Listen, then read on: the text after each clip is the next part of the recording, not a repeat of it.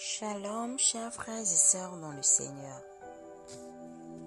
Le thème du dévotionnel de ce jour est intitulé « Et si l'Église avait tué Paul par la prière ?» Quand la prière quitte le cœur du Père, elle devient une arme de religion, non de rédemption. Combien de Sauls ont failli ne jamais devenir Paul, non pas à cause de leurs fautes, mais parce qu'une église blessée a préféré prier contre eux plutôt qu'intercéder pour eux. Une église remplie de zèle, sans connaissance, dans Romains chapitre 10, verset 2, devient dangereuse. Père, pardonne-leur, car ils ne savent pas ce qu'ils font.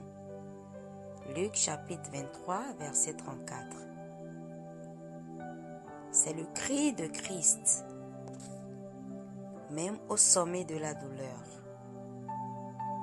Là où nous aurions prononcé des jugements, Jésus libère la grâce. Saul était un ennemi public, un persécuteur d'église, un instrument de peur. Mais Dieu voyait en lui un instrument d'élection, dans Actes chapitre 9, verset 15. Ananias, un homme de prière, a d'abord résisté.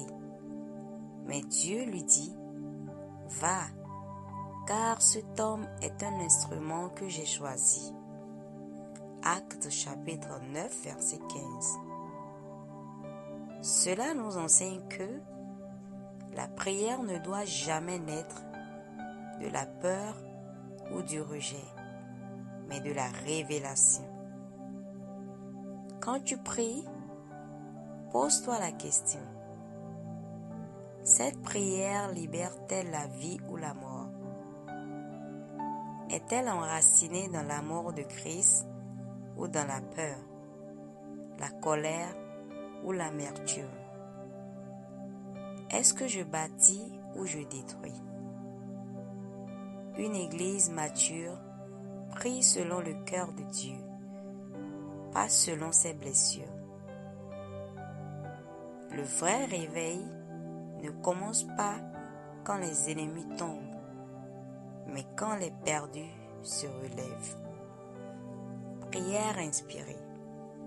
Seigneur, je refuse de laisser l'amertume, le rejet ou la religiosité contaminer ma vie de prière. Je veux aimer comme Jésus, intercéder comme Jésus, restaurer comme Jésus. Ouvre mes yeux pour voir les Pauls cachés dans les Sauls. Utilise-moi pour guérir, non pour frapper. Je suis un canal de grâce, pas un instrument de condamnation. Amen.